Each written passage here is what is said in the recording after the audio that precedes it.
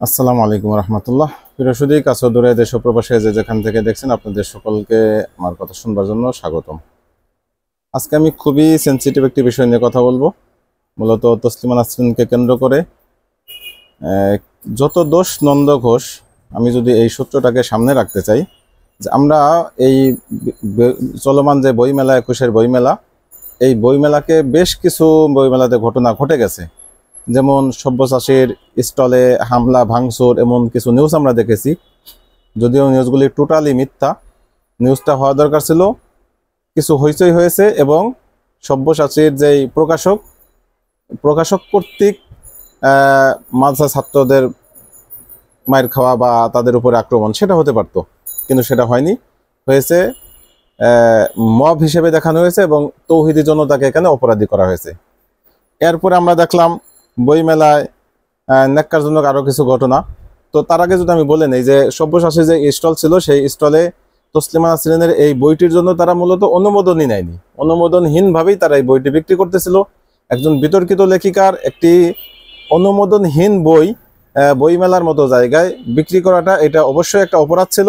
সেই অপরাধ করার কারণে যখন কিছু সচেতন মানুষ, হোক সে মাদ্রাসার ছাত্র, হোক সে ইউনিভার্সিটির ছাত্র, হোক সে সাধারণ মানুষ, তার সামনে পড়লে স্বভাবতই সে জিজ্ঞাসা করবে। কারণ বর্তমান এই বাংলাদেশ, 24 পরবর্তী বাংলাদেশ, এখন আর সে আগের মতো ভয় ভীতি প্রদর্শন করে মানুষের মুখ বন্ধ করার সুযোগ নেই।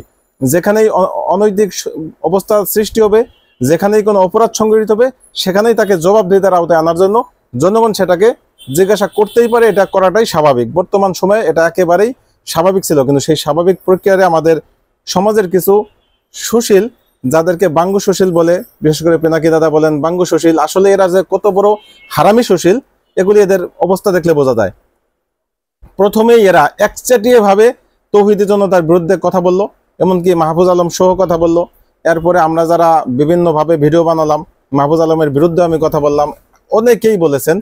এই যখন সকলে কথা বলার পরে তারা এই ভিডিও নিয়ে অ্যানালাইসিস করে দেখলেন যে আসলে এখানে তৌহিদি জনতার অপরাধ ছিল না, মূলত অপরাধ ওই ভবর যে প্রকাশক, সেই বরং উত্তেজিত হয়ে সেখানে জয় বাংলা স্লোগান, যেই স্লোগান মানুষ ঘৃণা করে, যেই স্লোগান 24-এর আগ পর্যন্ত জুলুম এবং জালেমের স্লোগান ছিল, সেই স্লোগান মানুষ ঘৃণা করে প্রত্যাখ্যান করছে। সেই স্লোগান উনি সেখানে দিয়ে তৌহিদি জনতা বা মাদ্রাসা ছাত্রদের উপরে তিনি আক্রমণ করেছেন এবং থাপ্পড় মেরেছেন, যেগুলি তিনি ফৌজদারি অপরাধ করেছেন। এই অপরাধের শাস্তি পরে কি হবে না হবে সেটা ভিন্ন আলোচনা, কিন্তু একচেটিয়া ভাবে আমরা দেখলাম সুশীলদেরকে ইয়ের বিরুদ্ধে কথা বলতে, তৌহিদি জনতার বিরুদ্ধে কথা বলতে, এবং তৌহিদি জনতাকে কাঠগড়ায়, আসামির কাঠগড়ায় দাঁড় করালেন। ভালো কথা। পরবর্তীতে যখন তারা ভিডিও অ্যানালাইসিস করলেন, তার ভিতরে আমি একজনকে অন্তত কিছুটা সাধুবাদ দিতে পারি। তিনি হচ্ছে ডাক্তার জাহিদুর রহমান। উনি ভালো আলোচক, উনি বিএনপিপন্থী বা এবং খুবই বুদ্ধিমান একজন আলোচক এবং সময় উপযোগী একজন আলোচক। তিনি পরবর্তীতে ইউটার্ন করেছেন কিছুটা হলেও, উনি টোটালি হয়তো ইউটার্ন করেন নাই, তবে কিছুটা উনি বলেছেন যে সেখানে আসলে দোষটা ওনাদের ছিল। এরপরে তৌহিদি জনতা সেখানে যাওয়া ঠিক হয় না, এভাবে তিনি দ্বিতীয় আর একটা ভিডিও বানিয়েছেন। এই একজন ব্যক্তি ছাড়া আমি আর কোনো সুশীলদের, কোনো আলোচকদের দ্বিতীয়বার ভিডিও বানাতে দেখিনি। প্রথমবার যখন তারা এটাকে নিয়ে খুব বেশি করেছে, সমালোচনা করেছে তৌহিদি জনতার, পরবর্তী যখন বাস্তবতা প্রমাণিত হয়েছে যে এখানে তৌহিদি জনতার দোষ ছিল না, দোষ ছিল মূলত ওই ভণ্ডর, তখন কিন্তু তারা একেবারে চুপসে গেছে, গর্তে লুকিয়ে পড়েছে। এটা হচ্ছে সুশীলদের সবচেয়ে বড় অপরাধ। দ্বিতীয়ত আর একটা বিষয় দেখলাম আমরা, সেখানে দেখেছি স্যানিটারি ন্যাপকিনের একটি স্টল দেওয়া হয়েছে। মূলত ছলচাতুরির আশ্রয় নিয়ে তারা বলেছিল যে এখানে আমরা স্যানিটারিকে বিনামূল্যে বিতরণ করব, কিন্তু সেটাও তারা কি করেনি, অনুমতি নেয়নি, অনুমোদনহীনভাবে সেখানেও তারা স্টল দিয়েছে। এই স্টল দেওয়ার পরে ওইখানে কর্তৃপক্ষ যারা ছিল মূলত তাদেরই কারণে সেই স্টলকে আউট করা হয়েছে। কিন্তু সেইটা সুশীলদের ভিতরে সবচাইতে বাঙ্গু সুশীল আমরা যাদেরকে চিনি, বিশেষ করে পত্রিকার, সেটা হচ্ছে প্রথম আলো। তারা নিউজ করলো যে প্রকাশ্যে স্যানিটারি ন্যাপকিন বিক্রির দায়ে তাদের স্টলকে বন্ধ করে দেওয়া হয়েছে। কেন? প্রকাশ্যে স্যানিটারি ন্যাপকিন বিক্রি করা কোনো অপরাধ? সত্যটা তারা বলতে পারলো না। এখানে যে অনুমোদনহীনভাবে তারা এই স্টল দিয়েছে, এখানে একমাত্র বই ছাড়া আর কোনো স্টল তো আসার কথা না। তাহলে এখানে স্যানিটারি ন্যাপকিনের স্টল আসবে কেন? যদি আপনার দিতেই, আপনি অনুমতি নেন, সমস্যা কি? কোনো ওষুধের দোকানে তো স্যানিটারি ন্যাপকিন বেচা কেউ বন্ধ করেনি। কোনো তাওহীদি জনতা সেখানে যাচ্ছে না, কোনো আলেম ওলামা যাচ্ছে না, বরং প্রত্যেকেরই দরকার সেটা। এটা তো কোনো অপরাধজনক বিষয় ছিল না, তো এইটাকে কেন অপরাধ হিসেবে ধরা হলো, এই বিষয়টাও জবাবদিহিতার আওতায় আনা উচিত। এই প্রথম আলো মার্কা শয়তানি যত পত্রিকা আছে এদেরকে অবশ্যই অবশ্যই আইনের আওতায় আনা দরকার। এই কেন এই নিউজটা তারা করলো, কোনো তথ্য প্রমাণ ছাড়া কেন এভাবে তারা নিউজ করলো, এটা তাদেরকে জিজ্ঞাসাবাদ করা উচিত। এরপরে আমরা দেখলাম ব্যাপক আকারে সেখানেও প্রচারণা করা হলো যে তাওহীদি জনতা সেই স্টল বন্ধ করে দিয়েছে। মানে বিষয়টা এমনভাবে উপস্থাপন করা হয়েছে যে স্যানিটারি ন্যাপকিন রাখাটা একটা মানে লজ্জার বিষয় ছিল। হ্যাঁ, অবশ্যই এটা লজ্জার বিষয়, কিন্তু সেটাকে কখনোই তাওহীদি জনতা এটাকে সেভাবে রিয়েক্ট করে না, কারণ সব জায়গায় এগুলি বিক্রি হয়।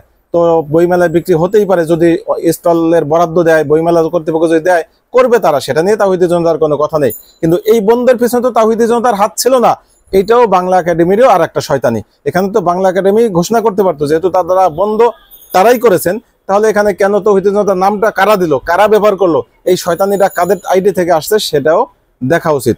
সর্বশেষ আমি মূলত এই বলেছি যে আজকে সেন্সিটিভ একটি বিষয় নিয়ে আলোচনা করব। হৃদয়ে খুবই রক্তক্ষরণ হচ্ছে, এই স্যানিটারিকে কেন্দ্র করেই আমাদের নাস্তিক বাংলাদেশ থেকে বিতাড়িত তসলিমা নাসরিন, যাকে আমরা সকলেই চিনি, আমি যদি একটু তার আইডি থেকে একটি ছবি আপনাদেরকে দেখাই, দেখা যাচ্ছে কিনা দেখেন। উনি একপাশে স্যানিটারি ন্যাপকিন ছবি দিয়েছেন, পাশে আর একটা স্যানিটারি ন্যাপকিন, একটা পরিষ্কার স্যানিটারি ন্যাপকিনের উপরে তিনি ব্লাডের রক্ত দেখিয়েছেন, পাশে যেই স্যানিটারি ন্যাপকিন সেখানে তিনি আমাদের পবিত্র কালিমা এটাকে লিখেছেন। মানে এটাকে লিখে তিনি ধর্মীয় অনুভূতিতে আঘাত করেছেন। কোনো ধর্মীয় অনুভূতিতে আঘাত করা, অন্তত সে তো মানুষ না, সে তো অপদার্থ, জানোয়ার, ও তো আসলে জানোয়ারই, এটা তো বাস্তবতা। কারণ দীর্ঘদিন যাবৎ সে যেভাবে কথাবার্তা বলতেছে, যেভাবে তার বইগুলি লিখতেছে, তার কোনো বই বাংলাদেশে বিক্রি করার কোনো সুযোগ নেই, কারণ তার প্রত্যেকটা বইয়ের ভিতরে পর্নোগ্রাফিতে ভরা। প্রত্যেকটা বই, যেমন হুমায়ুন আজাদ ছিল, হুমায়ুন আজাদের ওই যে পাক সারজমিন সাদবাদ একটা বই লিখেছিল, সেটাও পর্নোগ্রাফিতে ভরা ছিল। সেই বই এখনো বাজারজাত করা হচ্ছে বোধহয়। আমি কয়েক বছর আগেও গিয়েছিলাম, দেখেছি তার মেয়ে স্টল দিয়েছে, সেই স্টলে তার মেয়ে এই বই বিক্রি করতেছে। এটা মানে ওদের রুচিবোধ কত খারাপ যে পর্নোগ্রাফি পূর্ণ একটি বই সেটা তার বাবাই লেখছে, মেয়েরা বিক্রি করতেছে। ঠিক এই তসলিমা নাসরিন, ওর তো আর এই সমস্যা নেই, কারণ ওর না আছে বাপ মা, না আছে জামাই, না আছে কোনো, ওর কুত্তার মতো যখন যারে পায় তার সাথেই সে বিছনায় চলে যায়, কোনো সমস্যা নেই। এরকম একজন রুচিহীন কুরুচিপূর্ণ মানুষ ইসলামকে প্রতিনিয়ত আঘাত করে লিখতেছে। প্রত্যেকটা কথায় বাংলাদেশে যতগুলি ঘটনা ঘটতেছে প্রত্যেকটা ঘটনার সাথে তিনি জিহাদি ট্যাগ লাগাচ্ছেন, প্রত্যেকটা ঘটনার সাথে তিনি তৌহিদি জনতা ট্যাগ লাগাচ্ছেন, মব বলতেছেন, অথচ একটা ঘটনার সাথেও এখানে তৌহিদি জনতা জড়িত না। একটা ঘটনার সাথেও মূলত এখানে মব জাস্টিস, সে যেগুলিকে বলতেছে একটাও মব জাস্টিস ছিল না, বরং সে শুরুর থেকেই এই গণ আন্দোলনকে বা এই 24শে জুলাই বিপ্লবকে তিনি করার জন্য, বিতর্কিত করার জন্য একবার ইয়াকে বিতর্কিত করছেন, মাহফুজ আলমকে, একবার ডক্টর ইউনুসকে বিতর্কিত করছেন, একবার তৌহিদি জনতাকে বিতর্কিত করছেন, বারবার বিভিন্নভাবে তিনি বিতর্ক করেই যাচ্ছেন। অতএব এই মুহূর্তে ওলামাদের উচিত এই বিষয়টা নিয়ে কথা বলা, এবং সুশীলদের উচিত, এই যে আমি যে এই ভিডিওটা দেখাইলাম, এটা তৌহিদি জনতা কথা বলবে না। আপনারা সুশীলরা যদি এই বিষয়টা নিয়ে কথা না বলেন, তাহলে তৌহিদি জনতা কিন্তু মাঠে নামবে। আপনারা যদি এই বিষয়টা নিয়ে ব্যাপক আকারে একটু প্রতিবাদ করেন, আপনারা এটাকে প্রতিবাদের ভাষায় তুলে ধরেন, পুরা বাংলাদেশ যদি প্রতিবাদের, আমরা দেখি যে একেবারে সকল স্তরে এটার প্রতিবাদ হচ্ছে, তাহলে তৌহিদি জনতা এটা চুপ থাকবে। কিন্তু আপনারা যদি না করেন, তাহলে আপনাদের সহ কিন্তু তৌহিদি জনতা আন্দোলনে নেমে পড়বে। কারণ আপনারা প্রতিবার প্রশ্নবিদ্ধ করেন তৌহিদি জনতাকে, প্রতিবার আপনারা একমাত্র তৌহিদি জনতার উপরেই বা ইসলামপন্থীদের উপরে আপনাদের আক্রমণ, কিন্তু ইসলামপন্থীরা কোনো জায়গায় আপনারা দোষী প্রমাণিত করতে পারেন না। প্রত্যেকটা জায়গায় এখন কিন্তু মিডিয়ার যুগ, প্রত্যেকটা মানুষের হাতে হাতে সেলফোন রয়েছে, প্রত্যেকটা সেলফোনই একটা মিডিয়া। অতএব ওই 21শে বইমেলায় ওই সব্যসাচীর স্টলে যেই ঘটনাটা ঘটেছে, যদি সেটা ভিডিও না থাকতো, তাহলে কিন্তু এই যে সুশীলরা, বাঙ্গু সুশীলরা, এরা কিন্তু তাদের কথা বলেই যেতেন, এবং তারা তাদের কথার উপরে অটল থাকতেন যে সব দোষ এই নন্দ ঘোষ, অর্থাৎ সকল দোষ উলামাদের, উলামারা কিছু করলেই সেখানে দোষ, অন্য কেউ করলে দোষ নাই। এখন তো তসলিমা নাসরিন যেই ঘটনাটা ঘটিয়েছে, আমাদের কালিমাকে যেভাবে অপমানিত করেছে, যেভাবে সে ফেসবুকে পোস্ট করেছে, এরপরে এই তসলিমা নাসরিনের কোনো লেখা যদি কোনো পত্রিকা ছাপে, সেই পত্রিকাকেও আমরা দেখে নিব। যদি তৌহিদি জনতার কথা বলে বলে এতদিন আপনারা যেভাবে আমাদেরকে অপদমন করার চেষ্টা করেছেন, এই বিষয়টা কিন্তু আপনারা ভুলে যাবেন না যে ইসলামের ক্ষেত্রে ইসলামের উপর যখন আঘাত আসবে তখন তৌহিদের জন্য তাকে আপনারা আটকে রাখতে পারবেন না। যতই আপনারা বলেন ওই ফুটবল খেলাকে কেন্দ্র করে, এই আবাজাবাকে কেন্দ্র করে আপনারা কি কার কোন স্টল উদ্বোধন হবে, সেখানে পরিমণি যাবে কি যাবে না, সেই বিষয় নিয়ে যখন এই আপনারা ঘোলা পানিতে জল শিকার করতে চেয়েছেন, আপনারা কিন্তু একটা বিষয় পরিষ্কার জানিয়ে রাখলাম যে ইসলামের উপরে আমার আল্লাহ রাসূলের উপরে যখন কোনো আঘাত আসবে, তাদেরকে যখন অপমান করে কিছু করা হবে, সেই অপমানের দায় যদি আপনারা প্রতিবাদ না করেন আপনাদের উপরে বর্তাবে। এবং আমরা এর জন্য কখনোই ঘরে বসে থাকবো না। এক ফোঁটা রক্তবিন্দু থাকা পর্যন্ত আমরা এর প্রতিবাদ করেই যাব, প্রয়োজনে নিজের জীবন বিলিয়ে দিব, তাতেও আমরা পিছপা হব না। এটাই হচ্ছে আল্লাহ রাসূল সাল্লাল্লাহু আলাইহি ওয়াসাল্লামের যে উম্মত, সেই উম্মতের বৈশিষ্ট্য।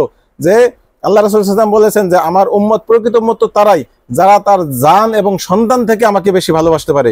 যতক্ষণ পর্যন্ত আমরা নিজের জান এবং সন্তান থেকে আল্লাহ রাসূলকে বেশি ভালোবাসতে পারবো না, ততক্ষণ আমরা মুমিনই না। অতএব আমরা যদি মুমিন পরিচয় দিতে চাই, অবশ্যই এর প্রতিবাদ করতে হবে। এই সুশীল বাঙ্গু সুশীল আপনারা যদি নিজেদেরকে মুসলিম পরিচয় দেন, অবশ্যই আপনাদেরকে এর প্রতিবাদ করতে হবে। তো আজকের মতো এই পর্যন্তই। ভালো থাকবেন। আল্লাহ হাফেজ। আসসালামু আলাইকুম ওয়া রাহমাতুল্লাহি ওয়া বারাকাতুহু।